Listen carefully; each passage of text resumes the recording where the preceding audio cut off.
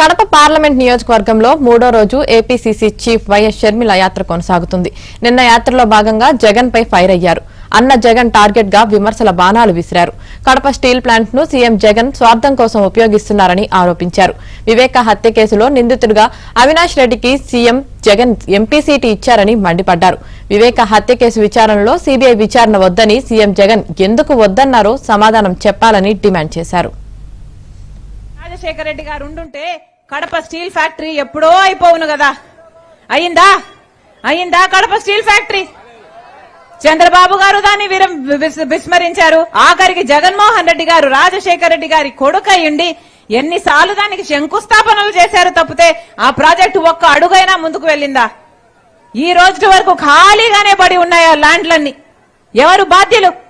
రాజశేఖర రెడ్డి గారు ఉండుంటే ఇది ఎప్పుడో అయిపోయేది. కానీ శంకుస్థాపనలు వేయడానికి వచ్చినప్పుడల్లా శంకుస్థాపనలు వేయడానికి తప్పితే ఆ ప్రాజెక్టును వాడుకున్న పాపాన పోలేదు జగన్మోహన్ రెడ్డి గారు. కడప స్టీల్ ఫ్యాక్టరీ వచ్చుంటే ఎంతమందికి 1,00,000 మందికి ఉద్యోగాలు వచ్చేవి. ఇక్కడ ఎంపీ అవినాష్ రెడ్డి గారు వైసీపీ ఎంపీగా ఉండి కూడా ఏం చేశాడు అని అడుగుతున్నాం. ఒక్కసారైనా కడప స్టీల్ ఫ్యాక్టరీ ఎందుకు రాలేదు అని మీరు ఓట్లేస్తే గెలిచిన ఎంపీ అవినాష్ రెడ్డి ఎప్పుడైనా కొట్లాడా? ఎప్పుడైనా అడిగారా?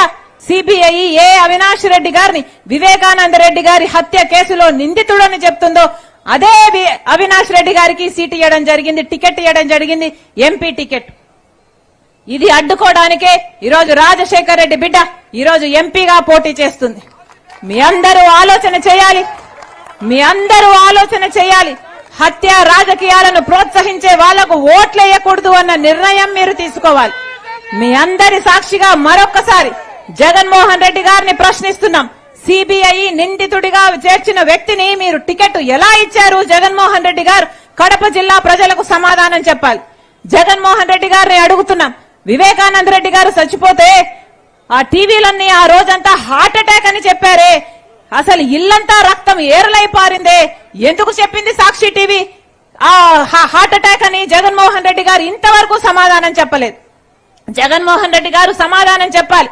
అధికారం రాకముందేమో సిబిఐ ఎంక్వైరీ కోరిన జగన్మోహన్ రెడ్డి గారు అధికారం వచ్చిన తర్వాత సిబిఐ అవసరం లేదు అని ఎందుకన్నాడో జగన్మోహన్ రెడ్డి గారు కడప జిల్లా ప్రజలకు సమాధానం చెప్పాలి. మరి కనీసం రాజశేఖర రెడ్డి గారి మాటకు కూడా ఆయన విలువగా ఇవ్వకపోతే మరి రాజశేఖర రెడ్డి గారి ఆశయాలను నిలబెట్టిన వాడు అవుతాడో లేదో జగన్మోహన్ రెడ్డి గారు ముస్లిం భాయో బహనో సబ్కు సోచనా చాహియే.